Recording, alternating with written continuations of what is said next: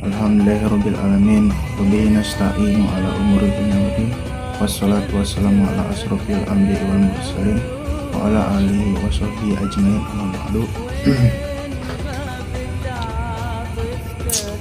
Perkenalkan, nama saya Ahmad Syafi'i Hidayatullah dengan NPM 10030123018, jurusan Pendidikan Agama Islam, Fakultas Tarbiyah dan Keguruan, Universitas Islam Bandung.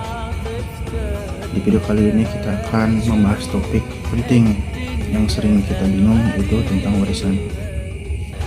Jadi, siapa aja sih yang berhak dapat warisan? Nah, gimana caranya pembagiannya menurut Islam? Nah, semua itu ada ilmunya dalam fikih waris. Nah, simak videonya sampai habis ya. Saya akan menjelaskan pengertian singkat mengenai fikih waris. Jadi, fikih waris itu adalah ilmu yang mengatur tentang pembagian harta warisan sesuai syariat Islam. Nah, tujuannya jelas agar hak setiap ahli waris terpenuhi dengan adil. Dalam fikih waris ada istilah penting yang perlu kita tahu. Salah satunya adalah asbabul furud. Apa itu? Jadi, asbabul furud adalah kelompok ahli waris yang sudah ditentukan bagiannya secara pasti dalam Al-Quran dan hadis. Nah, bagian-bagian ini disebut fard. Jadi sekarang kita bahas satu persatu ya. Pertama, ada yang dapat bagian setengah atau nisfu. Siapa saja mereka? Nah, yang pertama suami. Jika almarhumah atau istrinya tidak punya anak. Nah, yang kedua, anak perempuan jika hanya satu orang dan almarhumah tidak punya anak laki-laki. Yang ketiga, cucu perempuan dari anak laki-laki jika hanya satu orang, almarhumah tidak punya anak laki-laki.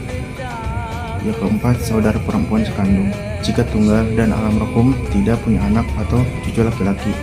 Yang kelima, saudara perempuan seayah jika tunggal, almarhumah tidak punya anak, cucu laki-laki atau saudara kandung.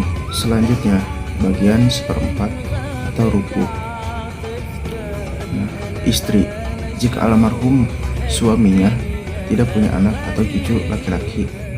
Yang kedua, suami jika almarhum istrinya punya anak atau cucu laki-laki. Selanjutnya yaitu bagian seperdelapan atau sumen. Istri jika almarhum suaminya punya anak atau cucu laki-laki. Nah, selanjutnya bagian yang sepertiga atau sulusan. Dua anak perempuan atau lebih jika almarhumah tidak punya anak laki-laki.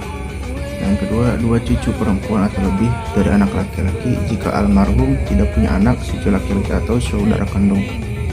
Nah, bagian sepertiga atau sulus. Ibu kandung jika almarhum tidak punya anak atau saudara perempuan. Selanjutnya, dua saudara seibu atau lebih jika almarhum tidak punya ayah atau saudara sekandung.